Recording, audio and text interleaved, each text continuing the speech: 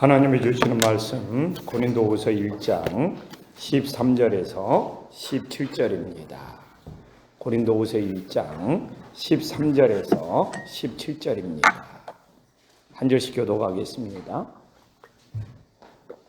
고린도후서 1장 13절에서 17절. 오직 너희가 읽고 아는 것 외에 우리가 다른 것을 쓰지 아니하노니 너희가 완전히 알기를 내가 바라는 것은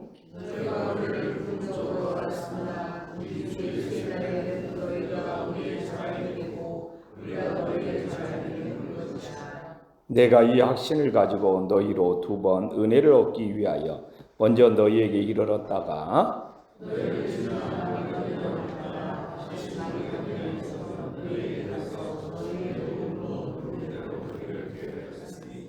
함께 읽겠습니다. 이렇게 계획할 때 어찌 경솔하였으며 혹 계획하기를 육체를 따라 예예 하면서 아니라 하는 일이 내게. 오늘도 새벽을 깨운 우리 성도님들에게 하나님의 귀한 기도의 축복이 임하기를 감사합니다. 또 기도해 주신 장로님 감사하고 또 한 해 동안 리더 헬퍼의 우리 헌신으로 하나님의 선교를 잘 감당할 수 있어서 주님 안에서 너무 감사합니다. 저는 정말 목회하면서 최고의 감사는 선교의 감사입니다. 이 선교 속에는 전도도 포함되어 있고 잃은 양을 찾는 것도 포함되어 있고 땅끝까지 복음을 전하는 것이 포함되어 있습니다. 저는 정말 목회하면서 정말 선교하기 위해서 목회하는 것이 내 꿈이고 내 비전이기 때문에 또 한 해 동안 하나님 안에서 선교를 잘 감당해서 얼마나 하나님 앞에 감사한지 모릅니다. 전서와 후서는 확실히 달라요. 전서는 정말 제가 끊임없이 말하잖아요. 책망하고 교훈하고 가르치고. 그런데 이게 사람을 변화시키면 좋은데 오히려 변화시키지 못하고 오히려 더 갈등이 증폭되고 오해가 더 커졌어요. 그래서 고린도 후서에서는 사도 바울이 정말 우리가 어제 나눴잖아요. 1장 12절에 자기의 양심이 증언한다고 말할 만큼 본인의 양심을 통해서 고린도 교인들과 오해를 풀어보고 싶은 사도 바울의 진심이 담겨져 있죠. 그래서 우리는 어제 양심으로 증언하는 것이 무엇인지를 정말 양심으로 증언하는 것에 육체의 지혜, 어떤 육체의 뜻을 따르면 그 양심은 온전한 양심이 될 수가 없다는 것을 말하고 또 그 양심은 반드시 거룩함과 진실함이 있어야 돼. 또 그 양심은 하나님의 은혜에 사로잡힐 때 진정한 양심의 증언이 됨을 살펴봤습니다. 근데 오늘도 13절에 보면 바울이 지금까지 편지를 2번이나 보냈거든요. 고린도 전서를 보내고 또 중간에 눈물의 편지를 보냈어요. 우리가 이제 눈물의 편지 내용이 2장에 약간씩 나오고 있습니다. 근데 이 사도 바울이 보낸 편지를 다른 파들이 있잖아요. 바울의 적대자들이 있잖아요. 정말 오해를 하는 거예요. 다른 의도가 있다. 숨겨진 의도가 있다. 그러면서 그 편지에 대해서 진짜 고린도 전서는 지금도 성경으로 우리에게 남아있잖아요. 그런데 다른 의도가 있어. 숨겨진 의도가 있어. 거기에는 분명 바울의 꼼수가 담겨져 있어. 실제 이렇게 부추기는 바울의 적대자들이 있었다는 것이죠. 여기에 대해서 13절에 오직 바울의 진심을 호소하는 것이죠. 오직 너희가 읽고 아는 것 외에 우리가 다른 것을 쓰지 아니하노니 너희가 완전히 알기를 내가 바라는 것. 그래서 바울은 다른 의도가 없다는 것이죠. 정말 바울은 사랑과 사랑 관계 속에 가장 아쉬운 점이 뭡니까? 숨겨진 다른 의도가 있었을 때. 그래서 사도 바울은 진실과 진실한 마음으로 서로 대화할 수 있기를 원하는 것이죠. 그래서 다른 의도 없다. 그냥 사도 바울이 보낸 그 편지 자체가 바울이 전하고 싶었던 전부였다는 것을 정말 우리들이 다시 한번 깨달을 수 있기를 간절히 소망합니다. 이게 신앙생활에서도 중요한 것이 뭐냐면 저도 늘 어떤 13절 같은 것 속에서 제가 오해를 받을 때가 있어요. 그냥 설교를 전하면 그냥 하나님 말씀 있는 그대로 전하는데 거기에서 숨겨진 의도를 찾아가지고 목사님이 이런 말씀을 가지고 분명히 나를 때렸을 거야. 나를 찔렀을 거야. 나를 공격했을 거야. 본인이 숨겨진 의도를 찾아가지고 나를 뭐 찔렀다든지 나를 공격했다든지 나를 때렸다든지 하면서 본인이 스스로 오해에 빠지고 시험에 드는 경우를 정말 20년 넘게 목회하면서 수없이 경험하게 되는 겁니다.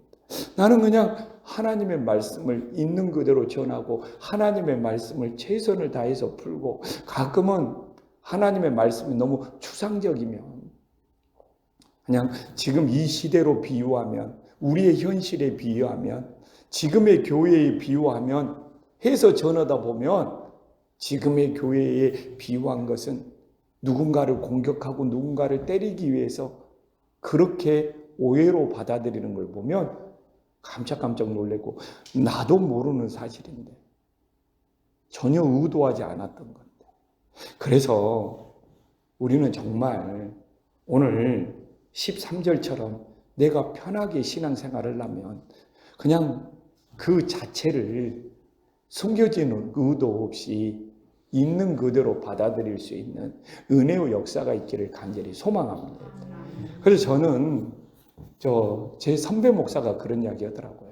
절대로 목회하면서 누가 전해준 이야기, 누가 전달해준 이야기 한 귀로 듣고 한 귀로 흘러라. 그리고 또 그런 선배가 또 있더라고요. 그 목사님 자신의 앞에서 성도가 막 이런 이야기 저런 이야기 하면 어떻게 합니까? 그냥 있는 그대로 받아들여라. 거기서 뭐 숨겨진 의도나 다른 의도를 찾지 말아라. 막 앞에서 칭찬하면 그 사람이 뒤에서 어떤 이야기를 전달하고 다녔다는 소문을 듣더라도 그냥 칭찬 자체로 그냥 감사하면서 받아들여라. 그래야지 조영식 목사 목회가 편하고 감사가 넘치지. 늘 성도들이 전한 말에 무슨 꿍꿍이 속이나 다른 의도가 있냐고 파헤치다 보면 목회는 번아웃 되어서 지쳐서 쓰러질 수밖에 없다는 제가 진실된 조언을 한번 들은 적이 있어서 정말 요새 이제 몇 년 됐죠. 그렇게 목회하다 보니까 편해요. 누가 나한테 전해도 직접 들은 말이 아닌 것은 다 흘러버립니다. 직접 들은 말은 진심이 아니하면서 그리고 내 앞에 선 이야기는 그냥 있는 그대로 그냥 좋게 이야기하면 그냥 감사하게 받아들이고 조언해주면 고칠 것이 없는지 돌아보고 그냥 있는 그대로 받아들이니까 그냥 편해지고 그리고 제가 그런 태도를 가지니까 교회에서 뒤에서 돌아다니는 소리도 줄어들고 왜 내가 그런 태도를 가지니까 그래서 오늘 이 13절이 이 고린도 교회의 문제를 해결해가는 어떤 열쇠가 되고 있다는 거 잘 깨닫고 우리도 늘 숨겨진 의도가 있게 전하지도 말고 숨겨진 의도가 있을 거라고 찾아내면서 자기 자신을 힘들게 만드는 우를 범하지 않기를 간절히 소망합니다. 그리고 14절에 사도 바울이 기막힌 이야기를 합니다. 우리는 이 땅에 살면서 사람에 대해서 완전히 알 수가 없다는 것이죠. 그러니까 이제 고린도후서는 뭔가 가르치고 교훈하고 책망하는 것보다 어떤 진실과 진실이 만나서 뭔가 오해를 풀어갈 수 있는 참 좋은 지혜를 전해주는 말씀입니다. 그래서 너희가 우리를 부분적으로 알았으나 우리는 이 땅에 살면서 육체를 입고 살면서 누군가를 다 알 수가 없어요. 다 부분적으로 합니다. 그러면 우리가 상대방을 모든 것을 알 수 있는 날은 언제냐? 주 예수께서 오시는 날, 주 예수님을 만나는 날에 모든 것을 알 수 있음을 깨달으시기를 간절히 소망합니다. 그래서 우리는 오늘도 누군가를 만나면 그 사람을 다 알 수가 없어요. 부분적으로 알아요. 그러니까 인간이 제일 교만한 것이 무엇이냐? 나 너에 대해서 다 알아. 제가요 이세아 집사에 대해서 모든 걸 다 알고 있어요. 이게 최고의 교만이라는 것이죠. 어떻게 다 알합니까? 그냥 비춰지는 부분적인 것만 알고 있는 것이죠. 그래서 부부가 살면서도 내가 우리 사모를 어떻게 다 알 수 있습니까? 내가 저 사람 속마음 다 알아. 저 사람에 대해서 다 알아. 그러다가 내가 알지 못하는 부분이 나타나면 이제 그때 상처받고 넘어지고 쓰러지는 거예요. 그래서 우리는 늘 어떻게 보면 오늘도 새벽을 깨워 하나님 앞에 기도하면서 겸손함이 무엇이냐. 내가 당신을 다 알 수 없고 내가 알고 있는 것은 부분적으로 알고 있고 부분적으로 알고 있기 때문에 서로를 위해서 기도해 줘야 되고 설사 내가 알지 못한 부분이 나타나더라도 그걸 왜 나한테 감췄어? 왜 그걸 나한테 숨겼어? 할 필요가 없는 것이죠. 나는 처음부터 부분적으로 알고 있었기 때문에. 그리고 예수님의 날이 왔을 때 우리는 모든 것들이 다 밝혀질 수 있기를 간절히 소망합니다. 그러면 예수님이 왔을 때 우리 성도님들도 자랑이 되고 나도 자랑이 되기 위해서는 어떻게 해야 됩니까? 사도 바울이 이게 중요한 것이죠. 그 이야기는 무엇입니까? 부분적으로 알고 있을 때 진실과 진심으로 우리가 이제 13절로 따지면 12절로 따지면 이 거룩함과 진실함으로 되어 있을 때 자랑이 될 수 있음을 믿으시기를 간절히 소망합니다. 그러니까 우리는 부분적으로 알 수밖에 없어. 근데 그 부분적으로 아는 것이 예수님이 오시는 날에 자랑이 돼야 될 거 아니에요. 그러기 위해서는 우리가 12절에 보지만 육체대로 행하지 않고 우리의 마음이 또 우리가 상대방을 대할 때 거룩함과 진실함으로 행하면 예수님이 오시는 날 내가 성도님을 대했던 것도 자랑이 되고 성도님이 나를 대했던 것도 자랑이 되는 놀라운 역사가 있음을 믿으시기를 간절히 소망합니다. 얼마나 큰 교훈입니까? 우리는 이 땅에 살면서 부부든 가족이든 모든 사람을 부분적으로밖에 알 수 없는데 우리는 그 부분적으로 아는 것을 자랑으로 만들기 위해서 이 거룩함과 진실함으로 그 부분적으로 대하는 것일지라도 이 거룩함과 진실함으로 채워가서 주님이 오실 때는 자랑이 될 수 있기를 간절히 소망합니다. 저는 지금 돌아보면 제 이 솔직함이 그냥 있는 대로 다 말해버리는 것이 되게 단점이고 그것 때문에 개척을 시작해서 한동안 동안 그 단점이 나를 되게 어렵게 말한 줄 알았거든요. 근데 이게 10년이 쌓이고 20년이 쌓이니까 그 솔직함이 그 진실함이 저를 지켜주는 것이 되더라고요.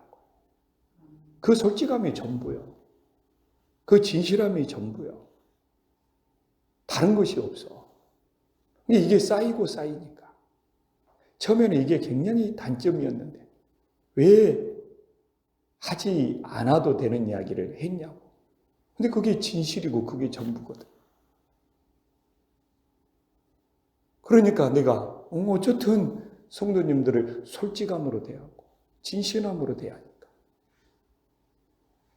처음에는 너무 교회 이야기를 다 밝혀버리는 것이 아니냐. 교회에서 좀 숨겨지는 것도 있어야 되지 않느냐. 그러나 우리 교회에 대해서 진실하게 다 밝히는 것이 시간이 지나면 지날수록 또 우리 교회가 진실한 교회 또 건강한 교회로 쌓이는 걸 보면서 오히려 또 하나님이 더 좋게 세워지는 것에 대해서 늘 감사하게 되더라고요. 그래서 이제 사도 바울이 15절부터는 자기가 고린도 교회를 찾아가고 사람들을 만나는 의도가 잘 나와 있어요. 어떻게 나와 있습니까? 내가 이 확신을 가지고 너희로 두 번 은혜를 얻게 하기 위하여 먼저 너희에게 이르렀다. 이게 사도 바울이 방문하는 목적은 하나님의 은혜를 얻게 하기 위해서.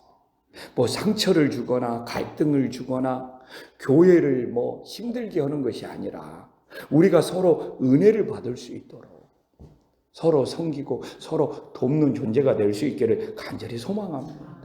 그래서 우리는 은혜를 나누는 존재가 되어야 돼요.